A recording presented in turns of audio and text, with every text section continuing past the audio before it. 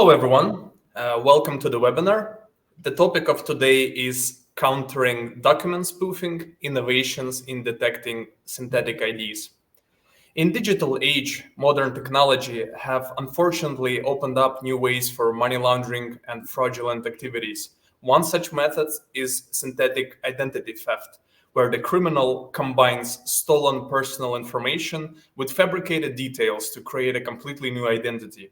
This synthetic identity can be used in obtaining loans, opening bank accounts, and applying for credit cards, among other activities.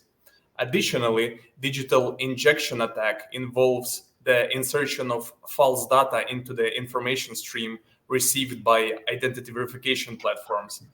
Attackers utilize various techniques such as virtual cameras and emulators to deceive the system into accepting the false information as genuine. But the good news are there are methods to combat these criminal activities. These include training artificial intelligence to detect abnormalities, as well as implementing physical security measures such as NFCs, near-field communications devices and chips that are more difficult for fraudsters to replicate. Today, we're fortunate to have knowledgeable experts here joining us to explore strategies for identifying and combating synthetic IDs, scams, and similar fraud.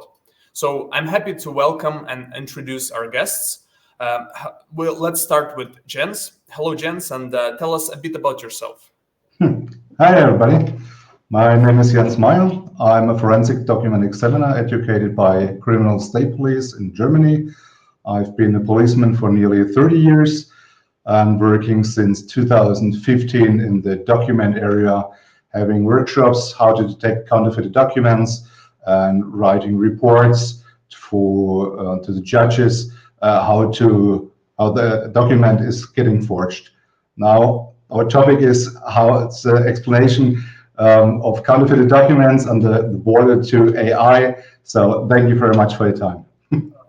Thank you, Jens. So hello, Will. Welcome to today's webinar. Please introduce also yourself. Yeah, very nice to be here, Ilmar. My name is Will Jansen. I'm in the identity space for over 20 years. 10 years ago, we started a company focusing on secure identity verification. It's called Innovalor. Inverid nowadays, by the way. When we started, it was called Innovalor. And we focus on document verification in a secure way. Basically, we exploit the fact that all our identity documents, or almost all our identity documents, are chipped nowadays, and that allows for a very secure and even AI-resistant way of doing remote identity verification. I'm very pleased to be able to share our thoughts and share the discussion with Jens and you on this challenging topic with generative AI around every corner. Thank you very much. I'm really happy to have both of you here today. I think the topic is really important and interesting as well to learn a bit more about it, because I think a lot of people actually know about it in detail, me included. So let's, without further ado, start with our first question to Jens. So we observed that creating error-free deepfakes, it's easier than ever, even without artificial intelligence tools. So how easy do you think it is for human beings to detect deepfakes or similar kind of fraudster techniques? Yeah. From my side as a document examiner, it's really impressive what IA can and what's possible to show for normal persons, which details and printing techniques are shown as AI generated pictures and pics from passports or ID cards and driver's licenses. But you have to know all the production techniques, kind of security printing, security features. And if you know these, AI can't, at the moment, can detect this. So you have to improve your knowledge to know how you can look on, how is your spot on. And this is the problem. The AI doesn't know the information in the back, how a security document is produced. Yeah. So there are so many features. You can check an identity card or a passport in UV light or in infrared light. So these features are just hidden if you got an AI produced picture.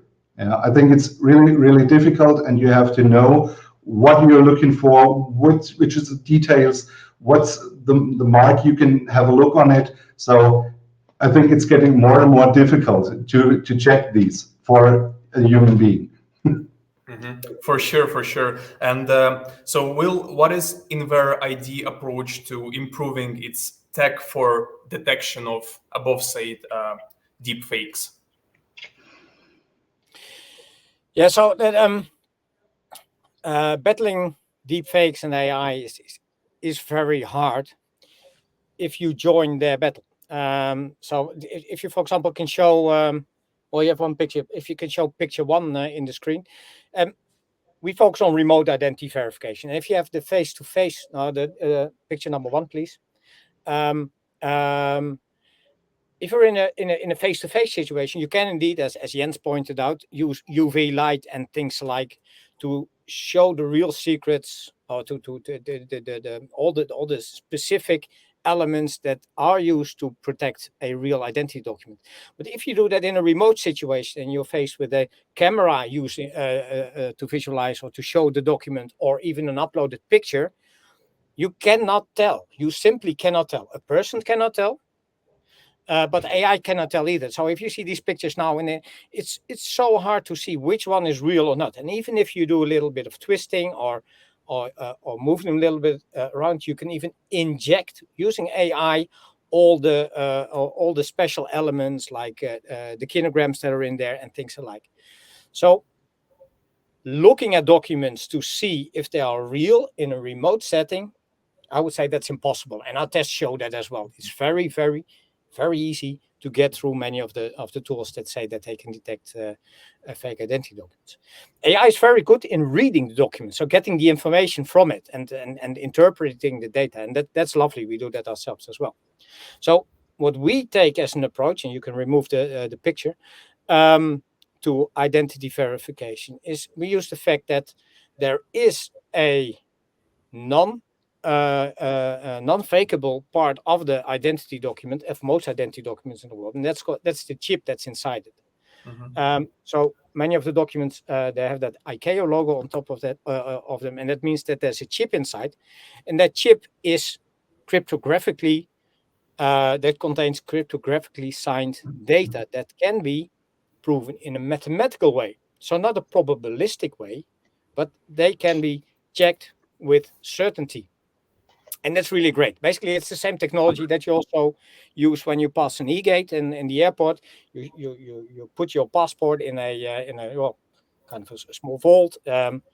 It's read there, and it's not optically read, but you also read the chip from your document, and then you have a camera that zooms into you and that takes your picture and compares the picture of you with the picture inside the identity document. And that's basically the approach that we, the technological approach that we support with our software to prevent AI in creating, well, not in creating fake identities, but in being able to detect all spoofed identities. Yeah, thank you very much. We will definitely expand on this now, because this kind of chips, they're also called NFC, near field communication devices. Basically, you can find them, again, as you mentioned, in passports, bank cards, airport tickets. So my question now is to Jens, because you have a lot of experience from, let's say, police standpoint and regulation. So do you think that those NFCs verification methods kind of guarantee protection against AI-generated deepfakes? I had a lot of thoughts in the last week preparing for this workshop. Yeah, it depends on in real time. You said you got this chip symbol over there. That's KO. Okay. Let me please tell you that it is really possible to build a new chip, to read it out, just with a picture on it. Yeah, and it's no problem at the moment for, yes, of course, high-paid counterfeited documents to produce or to change this chip. We also had totally faked passports with a chip from another document. Yeah, that's for 20 years. 20 years ago, there was no chance to get the checksum for the machine readable zone. At the moment, you can Google it. You have a look on the internet, and so there's no problem to get the type on it, and you can put the key on to read the picture from the chip. Yeah. So I think if you get a deepfake picture, yeah, like we'll maybe show the 4 passports in the presentation, and you get a picture from the person over there, and you just say that's okay, just based on the picture and the chip, the picture on a chip, and say no, that isn't working, because in my opinion, I think a chip is just on top a security feature that works for biometrics, and that's really a great stuff, a great thing. But just to have a look on the chip and just have a picture over there, I think that's all the other security features, they don't work. It's just a picture of a document, and AI shows us this is already possible. Yeah. So I think it's really a great problem for us to detect counterfeited documents, AI generated, and just a picture shown from a chip. Yeah, that's my opinion. And we got already these problems, and we got already these documents. So it all depends basically on the resources of the fraudsters. Yeah, sorry, Will, go ahead.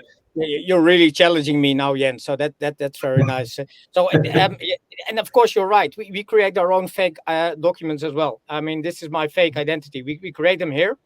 Yeah. At Invariant, we call them testing documents. We give them to our customers because we want to have them test our software. Also in a pre-production environment, and you don't want to do that with your personal data. We give them fake documents. Also, we give them these kind of testing documents to allow to test all kind of, let's say, non-happy flows. For example, when there's inconsistencies in the data or somebody manipulated the data.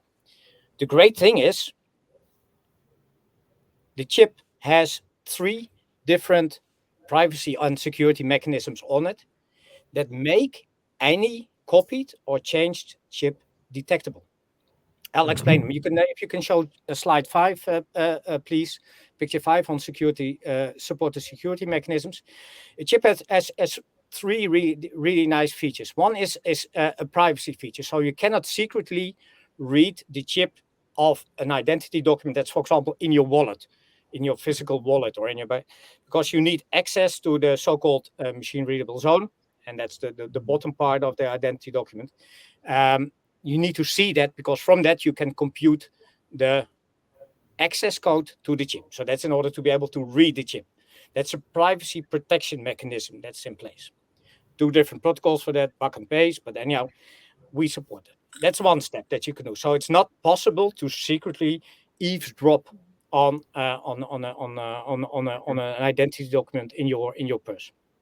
Second thing is, all the data in the chip is signed. So any bit that is changed in the chip is detected, because it's signed, and it's signed by the country that issued the identity document. In order to be able to verify all this, you need the so-called country signing certificate. We have those country signing certificates of most of the countries in the world that support it. It's about 172 countries worldwide that issue chipped identity documents. Roughly 2/3 to 3/4 of them indeed share their public their country signing certificates with. So that allows you to check any manipulation of the document.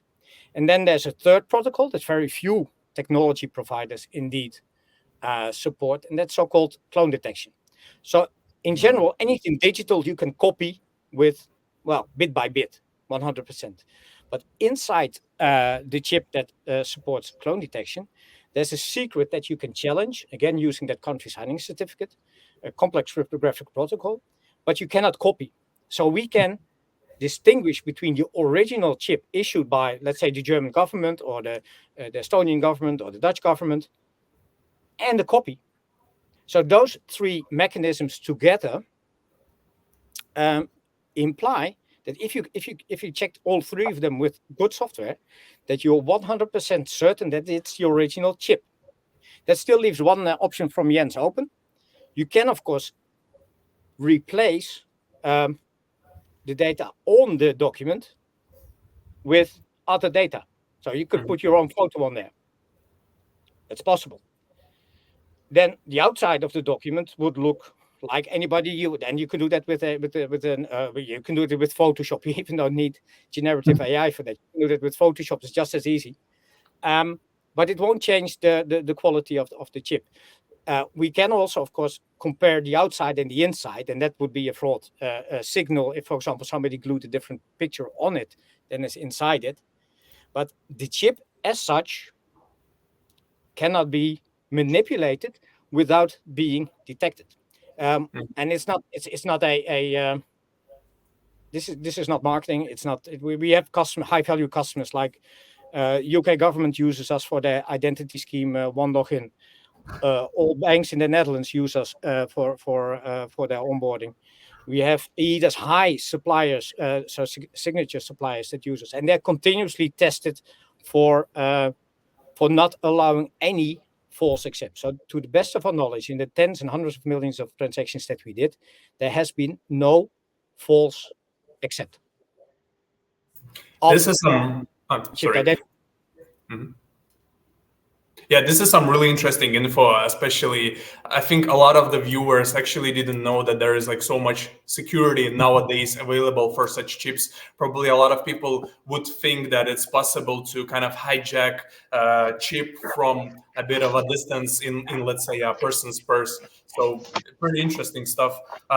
So my question for you as well to expand on your previous statement is that a recent report from European Union Agency for Cybersecurity basically has called NFC verification a higher level of assurance, but the problem is that not all European member states or even prior European member states actually allow full reading and scanning of NFCs. I myself did a bit of Googling on this, and I found only that like UK doesn't fully allow like work fully like to read and detect chips, and Hungary, but the rest of, let's say, Eurozone is more or less fully equipped. So how does the industry navigate through such obstacles, in your opinion? Yeah, interesting that you still call the UK Eurozone. So that's the good feeling that we used to have. By the way, when the UK left Europe, they had to all European citizens living in the EU had to apply for all European citizens living in the UK had to apply for a residence permit in the UK, and the UK introduced the so-called Brexit app for that, and we power that Brexit app as well with our technology. But getting back to your question, indeed, it's not the case that legislation is the same in every European country. Notable exceptions are Germany and France. Spain kind of still insists on video verification in certain use cases in banking. That seems to be shifting. And Germany also still insists on video verification, although in 2022 it was published on how to structurally breach video verification, including watermarks and things like. So opposition in those countries against the limitations of using the chip is growing. And indeed, it's a bit strange in the European landscape where we're now under IEDAS 2.0, where everybody will get an identity wallet in, let's say, 2 to 3 years, that we still have those strange differences, which kind of force citizens of the countries to use non-fraud resistant means to identify themselves. It's basically depriving your citizens of an excellent identity, digital identity that your government gave to you, and it deprives them the right to use that. And I would even think that we could make a case on the GDPR that you simply have the right to know the data in here under the GDPR legislation, that if they say, well, this is not your document, it's a document of the German state or the Dutch state, we just borrow it to you, then I would have the right under the GDPR to read it and to see what's inside there. So it's strange that it's not harmonized. Still, the large majority of Europe, even better, the large majority of the world allows to read these documents, and even regulators are moving forward in favor of this. For example, the Austrian FINMA, they for banking, they said, well, it's now especially it's becoming obligatory to do it using NFC. Also getting rid of the, for example, 1 cent or €1 additional payment that's needed to raise security levels. So that really, and also, for example, in France, ANSI, and in Germany, the BSI, so the Bundesagentur, I'm not completely sure what the acronym stands for. They are slowly changing their minds and they're promoting NFC. But it is the fact that old legislation, is making life harder to use for some customers to use it. I think it's simply a matter of time. So EIDAS 2.0 might change it, and that's European regulation that will be pushed through. It has been accepted by the European Parliament, has been accepted by the Board of Ministers of the European Commission, and that will create a need for a more homogeneous legislation landscape in Europe. And besides that, the rest of the world will continue. I mean, it's the UK uses it everywhere. The UK government promotes it actively in many use cases. US is using it even, despite the fact that they are, sorry, in the identity card world and driving license world, they're a bit behind, but they are using it for getting into the country. We see East Asia strongly moving in towards chipped identity documents. Vietnam is promoting it. Australian regulators are embracing it and are including it in their regulation. So in this landscape of fraud, growing fraud, and technologies that make it so easy for everybody to create fake identities, there's only one way forward, and that's exploiting the fact that you already have your digital identity inside your chipped identity document. Mm-hmm. Yeah, thank you. So I fully agree with you. I think it's the future will tell, and it's also about really spreading the knowledge and kind of showing people that it would be like safer variant. And since you mentioned digital wallets and that we're kind of moving into that territory, we will definitely mention in some of the questions today. But we still have to, before that, we still have to look on some older ways of verification triggers. So my question to Jens would be, in light of your experience, please share some knowledge regarding the capability of existing systems in detecting visual security features, such as, let's say, watermarks, color gradients, holograms, those type of features or triggers. How do you call them? Okay, thanks for this question. In my workshops, I always tell the persons that they have to get informations, how to have a quick check on the document, because they have no time, they have no material, they have no equipment to check in a second or third line the microdots or the printing lines and so on. So if you see, or if I take my passport, yeah, you can nearly check 100 security features. You can see under plain white light, UV light, and IR light. So you got features like a watermark. At the moment, there's no security system for checking a watermark. That's your turn to check a watermark on a paper. Yeah, security fibers. There's no system to count security fibers if they're real security fibers, or you can count them, how many security fibers have to be on a piece of paper or something like this. Yeah. The passport is such a huge product of security features combined all together, and that's what is sought for producing security documents. If you have a look 200 years ago, that was just a piece of paper for traveling around. That was okay. And the more technique is going on, the more features have to be produced, because it's really easy to print and security features to show the persons like it has to look like. I want to say if the DOVID, diffractive optical variable device, doesn't work, yeah, you have to put it in your fingers, you have to put it in the light, and the angle of the light shows you if this works or not. If you have a look on on China, maybe you can buy these products for nearly free, for nothing, and this works. And the first line officers or the first line authorities who check the identity or security features, they have to check the OVI, the laser engraving, the multi-laser image or the changeable laser image. That's a special thing.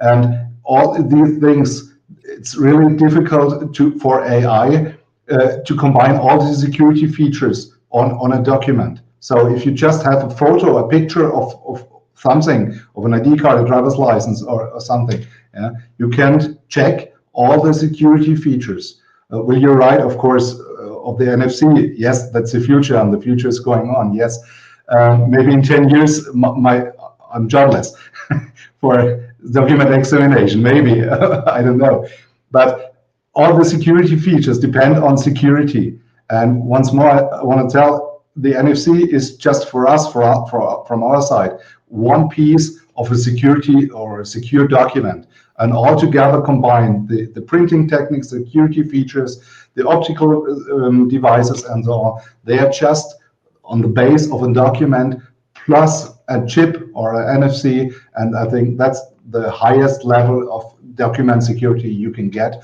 or you can buy.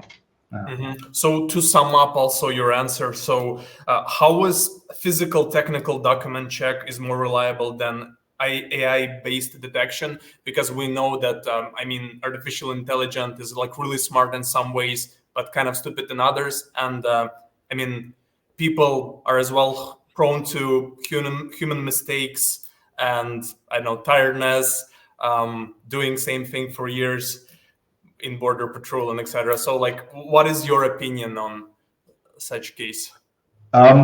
There are already AI system working how to detect counterfeited documents, but you have to learn the AI, except on stamps maybe. Yeah, there are so many stamps worldwide on birth certificates and something like this. You have to tell how a dry stamp is getting produced. It looks like on a piece of paper, on a piece of plastic paper, and so on. And AI has, yes, that's a challenge for us to use AI in a normal way, in a good way, to detect counterfeited documents. Yeah. Okay, thank you. So we're gonna dive deeper into synthetic IDs, and particularly one ways to use it, injection attacks. So it is currently a major challenge for remote ID proofing or identity scanning vendors. So, but however, standards for digital injection attack detection and just overall official standards are likely only to be published by the end of 2024. So they're probably not a clear standard right now at this particular moment. So, Will, how do you think ID verification vendors are expected to ensure robust defense against such attacks in absence of digital standards? Yes. Yeah, good question. Thank you, Ilmar. Maybe first zoom in a little bit in on the role of that ingestion attack.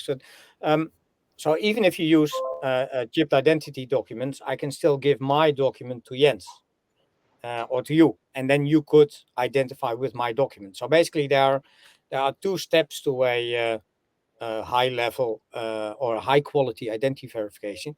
It's ensuring that the document is real in one way or the other, using chips or doing that in a face-to-face setting, checking all the security features you can only feel and not only see. But then the second step is making sure that I'm the actual holder of the document. That's typically done using biometrics, often face verification, typically face verification. And that is not a yes or no answer. That is not something that you can do with 100% certainty. So in that remote identity verification, even in that remote identity verification case, there's also a small probabilistic element, and that's, am I actually the person who owns the document?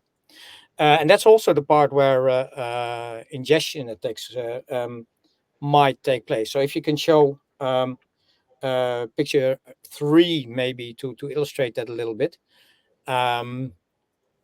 What is an injection attack? So on the top you can see the genuine user content. So I'm, for example, doing a face verification with my camera of my smartphone. You need a smartphone to do this, because that typically smartphone, you shouldn't use a webcam. That's even more vulnerable. That goes into a system, and then it for example matches the photo that they've seen or that they've taken from the chip in the document, and then match it with me. And they also check that I'm alive, for example, using active means. So look left, look right, or move forward, move back, or blink your eyes. And there are many annoying ways of doing this. An injection attack could create a fake imagery, get that into the system. That's the bottom part of this picture, using a virtual device, inject it into the system, and take over the original image that I am. So they could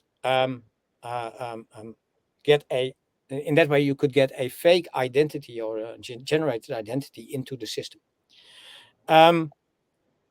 To prevent that is not easy.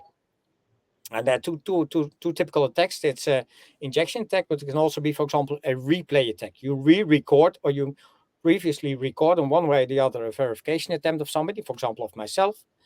And then you, Ilmar, take that recording and use it again to do a second onboarding with another document or whatever. So you take over my identity there.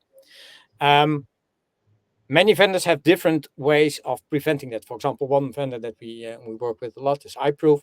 They use a alternating series of flashing colors, not only to detect whether I'm alive, but also to prevent in replay attacks, because the order of the colors that they use continuously changes. There are millions of possibilities of the order of colors, and it will be very hard to predict the right color at the right time and to do to get your video in there. So that's one way of protecting it. Another way of protecting it is not to stick to the picture. What we typically say is never believe what you see. So if you only see me, that's not enough. But if the image is, and the way the image changes, for example, in the video verification, continuously is the same as, for example, the way it is gyroscopes in your advanced smartphone, and any smartphone nowadays has gyroscopes in it. So, or the movement front back also well corresponds to the features of the camera. So making the video verification into a multi-sensory verification makes the life of ingestion attacks way more difficult, because then they not only have to fake the camera image, so they can do it with a virtual camera. There are well-known techniques to do that. Read the report from the Chaos Computer Club from 2022, I think, on how to generate watermarks in video images. It's well documented. But then you also have to generate fake sensory data of the gyroscopes, of the camera, of the date. So then you make it much, much harder. And I don't say you make it impossible, but that at least reduces the number of attackers that are able to do it at a sufficiently convincing level tremendously. Well, if you would have a deep state attack, organized deep state attack to your identity proofing system, you might still be in trouble, but it really makes life way more harder. And then again, in that verification, already know if you do chip-based that the person exists, and the only step you can still manipulate is that second step of the video verification. But it's hard. It's hard work, and well, we now continuously test also all kinds of biometric providers to see how they are progressing. It's a lot of work. I don't like to be in their shoes. They're continuously facing attacks, and they have to prevent them. So many use a security operations center to detect these kind of things. And it's hard. Maybe one small thing also to add, especially in the comparison of the matching you to the document. If you take my, let's say my, no, doesn't matter. But if you take my, I have to be a little bit privacy sensitive. But if you take my identity card with my picture on, it's a black and white picture, which is very small, and which has obviously a watermarking on it. The watermarking is important for the physical check in a face-to-face situation, but that watermark prevents me from doing thorough face verification. In the chip, we don't have this black and white picture, but we have the original high-resolution face image. So getting the picture from the chip, the original picture, also helps in doing a better face matching. It doesn't prove that I'm alive. It doesn't prove that there was not a injection attack, but it does allow to do a better quality face verification in the process. Okay, thank you. So since you mentioned a variety of ways how to make the remote ID boarding more secure, there is also one thing we could probably touch upon is, in opinion of probably many of our viewers, one of the possible ways to improve ID boarding security is assessing multiple data registries to cross-check information, so that maybe some fraudulent type of attacks would look really the same throughout all the registries. Maybe photos will have not much of a difference in a way. So how easy it is for the document verification industry to actually access these and maybe similar data registries? It's not easy, and so I would like to point out two things. First of all, it's not easy. There are no centralized registries, and it's good that they're not, because they are also privacy sensitive data registries. So most countries in Europe do not have central registries, for example, of face images. That's one thing. So you cannot get hold of them. And moving towards a data-driven verification method, that's really old thinking. I mean, even analysts like Gartner seriously advised against it. Basically, you can say that everything on your personal data is known in the fraud space. They know who I am. They know my social security number. They know my birthday. They, one way or the other, they find out who my kids are and so on. So you can match, for example, with lost and stolen documents checks. That would be an important one. Currently, that's with Interpol, and Interpol is very selective in who they allow access to it. It's not completely clear who they allow access to and why they allow access to. So under that European legislation, creating a better database of stolen or lost documents as a first just simple check. So you send in a document number and you get back, yes, it's lost or stolen. That would be a great improvement, because that would prevent me with my lost document to continue to identify in use cases where I shouldn't. But that's something that's now not done. We don't really understand why. We also consult our authorities, also national authorities, on that. It's not completely clear. Of course, they should not disclose all the data they have. They're an intelligence agency, and rightfully so, especially in these stressful times. There's room for intelligence and national security. But like the country signing certificates, those should be public. There's nothing secret about it. Like this lost and stolen database. I mean, you can keep it a secret, but it doesn't add value to keep it a secret. So we would seriously. So one thing: never move into a data-driven verification area. It's anti-GDPR, and it's a waste of time. All data is known, but things like a lost and stolen database and the check for that in a privacy friendly manner, not querying the database is saying, and just checking whether you're in there or not. That's a logical step that should be made available widely to even to the private sector in Europe. Mm-hmm. So, Jens, what is your take on that regarding the lost and stolen database, for example? And In the foreign times, I've been a policeman, so there's no problem. You have access to this database. And as well as that, you have national databases and international databases. And all the authorities, the normal authorities in Germany, they don't have this access because it's limited, or I don't know. I think it's a problem of Germany maybe. And if you have a deeper look to Italy, maybe a plate is stolen, but the car is not stolen. There's a FIN, the special number of the car. You get the car in the system, but the plate not. And all these problems, I think, yes, of course, will. It would be great if there's a database, you can give a number in it, and it shows, this is a passport stolen at this and this. Red notice, something like this. That's possible at the moment, but yeah, in Germany we don't have this system. I'm so sorry. Yeah, it's not only Germany. We cannot access it in the Netherlands either. I mean, Yes. it exists, but it's not accessible. Yeah. We don't see, we don't understand the deeper line of reasoning behind it. And Germany, of course, always has been a very privacy-sensitive company, rightfully so. But it's not only Germany. It's an issue in many countries in Yes. Europe.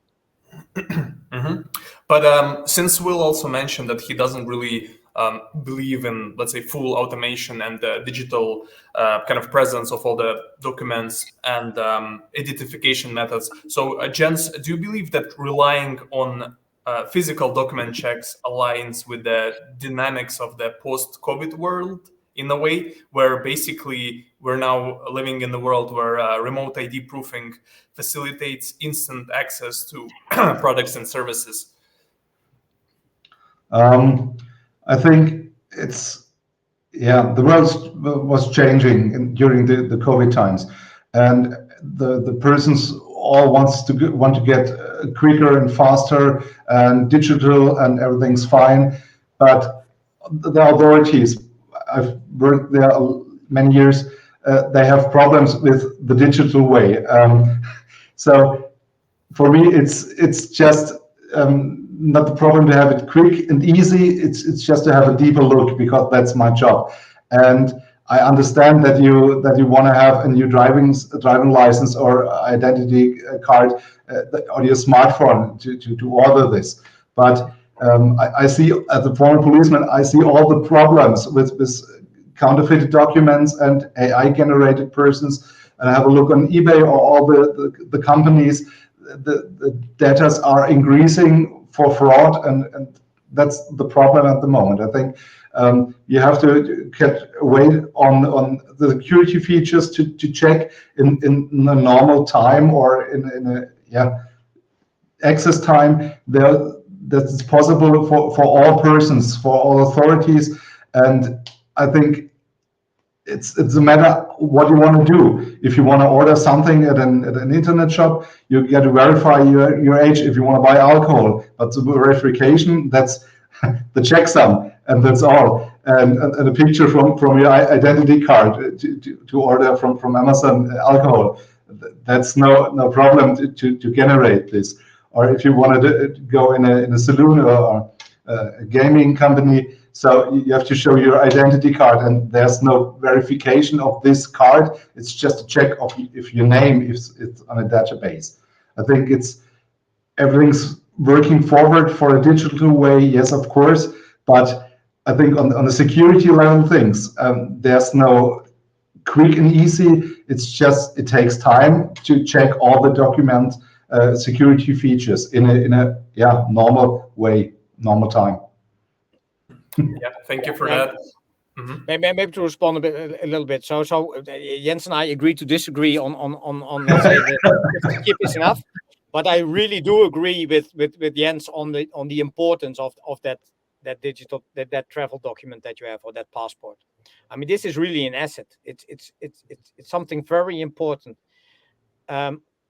we're a fully digital company, but still we like this very much. Why? This is my personal, completely safe, highly secure backup of my digital identity. My Yeah. digital identity is inside, but it's also a decentralized backup. If I lose my identity in a wallet or in the Amazon shop, I don't have to call into any central organization to tell them I lost it or whatever. With this document and this document alone, also in a remote setting, I can do the account recovery in a highly secure way. If I would throw away this and only move to the phone, how do I do account recovery? I would have to report in back again to, let's say, the central Dutch registry and say, "Oh, sorry, I lost my document." I don't want them to know. It's my business. And the good thing is, the national authorities already gave me my identity in a digital way as well as in a really secure physical way. So I love this physical backup. And just to challenge you a little bit, this physical backup of my digital identity. And I cherish it. And as far as I'm concerned, it should never go away. I'll use it less and less, but I'll cherish it. No, it's for your views on your passport are totally fair enough and like logical, and I believe that future will have kind of both, like at least a good balance of both. But since we mentioned, let's say, a physical document, so what are your thoughts on actually European digital identity wallets? How identity verification vendors can actually facilitate the issuance of personally identifiable information to those, and or broadly speaking, what could be the role of ID verification vendors in this EU digital identity wallet of the future? Mm-hmm. Yeah, that's a really interesting development that's now going on. The European Commission is pushing that very prominently, is investing a lot in the large-scale pilots. Through our partners, we are present in all 4 large-scale scale pilots running in Europe. And I think it's a very promising step forward in the European arena, because it really the EU wallets really embrace the notion of the decentralized identity. And the question then is if you want to make those and those wallets a success, you both need use cases, so sensible places to use it. For example, in getting a new job or doing financial transfers, it might be a stepping stone for the digital euro. But you also need a very easy way for people to onboard that wallet in a secure way. Not only easy, but also extremely secure, because you want to get your identity into that wallet, which is a smartphone app. But if you can get that in a very crappy way or insecure way, the whole wallet will lose its value. And we're back to the age where you can just use the Apple Wallet or the Google Wallet. They know you also by data, not by your identity. So we think that there will be 3 ways to onboard that wallet. One will be going to your municipality. They'll inspect your identity document, or they check a national registry because they're allowed to, and they can onboard or help you onboard that wallet. So that's a face-to-face type of verification, and that's also what is in the current state of affairs. The second important way to onboard will be using your chipped identity, your current digital identity. You already have your digital identity in Europe. Everybody has that. Use that in the way that I showed before, which is in EU terminology, EIDAS high, which is the highest level of security, to onboard the wallet. And on our website, you can find demos of that as well. There are many wallets currently already using us. For example, Datakeeper in the Netherlands, or the Identity as a wallet. They are or can be at EIDAS high level, using this technology, your distributed identity here. That's a very normal way of a very intelligent way of using it. Why is it very intelligent? Because the third way to onboard your identity would be to link to the national registry in one way or the other. But if I would be a wallet provider, I would need to link to the Estonian registry. I would need to be able to link to the German registry, to the Dutch driving license registry, maybe. So it will mean that that wallet will have to implement dozens, dozens of interfaces to those different registries, if they would exist, those registries. Some countries have them, of course. There are advanced countries in Europe that already have them. They allow organizations, especially public organizations, to tap in that, but many don't. They don't have the APIs in place. And then this is a universal interface for 172 countries worldwide to be able to onboard a wallet with one API, not with 50 or 40 or 20. So it's a very logical step. It's secure. It's easy. So that's we think that's a cornerstone for the EU wallet to become a success.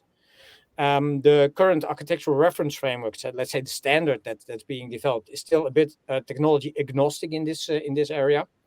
But with our partners, we're working on getting at least also this decentralized identity as an onboarding step in the standard once it develops to a more detailed level. I don't want to be dependent on government registries for my personal identity in a decentralized wallet. That's anti-GDPR. That is anti-decentralized. It's not the normal way of thinking. It's Chinese thinking. We're not China. We're Europe. Yeah, thank you for your opinion. That's definitely interesting. But since kind of the broad topic of today's discussion is like comparing the digital way of identifying people to like really physical way of securing also your identity. So Jens, how can vendors providing physical document detection solutions actually help digital ID vendors to improve their solutions or even augment them for the better? What do you think? Yeah, as, as I told, the problem is not showing just a picture. It's just having the security features. And maybe I'm old-fashioned, but I think the truth is in between the digital way and the physical way. Yeah, maybe the future shows us everything's fine, everything's working. There's no data leak, everything's okay. But at the moment, I don't think so that we are in the next 5 years at this point. I think it's the border to have it easy and quick on a digital way for checking the security features in white, plain white light, UV light, and IR light, plus the RFID chip with the picture on it. Maybe we get the fingerprints, they are already there. If there's a solution with the fingerprint, that's much more than just a facial check. And I think in between this, I think that will be the solution for the future for businesses. I think so. Okay, good. So I think last question to Will. So there are evolving threats of deepfakes and forged documents, and these call for need of threat assessment models for which more research is definitely needed. So do you think that given this shortcoming, identity verification vendors should have an acceptable false accepts rate or false rejects rate to kind of assess and research evolving threats better? Yeah, I think in general, the identity verification landscape lacks a bit of transparency on this. But you should make a distinction, I think, between the biometric side and the document authenticity. On the biometric side, especially on the face verification, face matching, there's substantial benchmarking going on. So NIST always regularly publishes new updates of algorithms on face matching. So 1-to-1, 1-to-N, 1-to-many. You can find it in there. It's public knowledge, and they publish false accept, false reject rates there. And what you see over the years is that the quality of those solutions is getting really, really good. And even open source algorithms, it's almost, so face verification is becoming almost a a common off-the-shelf technology where there's little competitive advantage. It's more difficult on the liveness checks on the biometric side. There's less clarity there. And it's also harder to benchmark. So you have the iBeta benchmarks that are there, but they are not so conclusive as you would like. But still, on the biometric side, I'd say things are reasonably transparent, at least for the companies that participate in the NIST survey. Not all do. On the document side, that's not the case. So we can claim, and we're positive, we have no known false accepts, period. When you do visual inspection remotely of identity documents, well, you see many different claims, up to 99.5% positive acceptance or conversion. I would advise any customer moving into that area and who needs to do a non-chipped verification, for example, because they have many customers or people that they need to check from India, which are still behind in issuing chipped identity documents, to check and to test, and also ask for that data, because some of them have a very low false accept rate, but they have a very high false reject rate. So if you would simply say any document I see it's wrong, then you'll never accept a wrong document. Between conversion, so getting people through that are the good guys, and getting the people out that are the bad guys. So there's a balance. In general, vendors are very reluctant to share their data, also because it's very hard to benchmark. How do I benchmark with a set of fake identity documents? You don't have them, and that's not a standardized set. For the biometrics, there are standardized testing sets. For the optical side, there are not, and that makes life very hard. So also here, well, I said again, never trust what you read or what they tell you. Don't trust marketing. Test it yourself. Do a deep dive. Use strange documents. Try a bit of manipulation yourself, and ask the vendor to also to collaborate in that check. What do they have? Challenge them, because I don't expect the industry itself, the optical verification industry itself, to bring those benchmarks or those frameworks to the table. We've seen Gartner asking for that for some time. There are some industry collaborations, but there's no output. And basically, I think they will have a hard time in convincing me, at least, that they have a very low false accept rate in combination with a very low false reject rate. It's very, very hard, as Jens argued. It's very, very hard to see whether a document is real if you cannot touch it, feel it, have it in your hands, unless it's chipped. Then you're certain. Yeah, that's totally understandable. And I agree with you on many points you mentioned. Although with the physical documents, there is always a chance of human mistake. I mean, as well as chance of artificial intelligence mistakes. So of course, false acceptance rates and false, let's say, rejection rates are kind of prone to be there in the field. It just depends how much you actually have it in the company. But if as a document, even as a document expert, you're not completely certain because you see a document from let's say Kazakhstan that you haven't seen before, and you don't have access to the Prado database with all the security features, or the casing app with all the security features. I'd say just use our personal app reader they need to check the document. Then you're certain again. Yeah, agreed on that. That's but great certainty. But we're really close to an hour of our webinar, so I believe it's time to wrap up for today's session. So Will, Jens, do you have any last thoughts on the future of battle against synthetic IDs and similar fraud techniques, and also possible new ways you think criminals might adjust to evolving security measures? Let's let Jens go first on this. My last sentence. Please keep your eyes open. As Will said, don't believe everything you see. Check the details. Have a look on the details. And if you want to ask something, please feel free to ask. In Germany, we say Fragen kostet nichts. So if you want to ask, asking is free.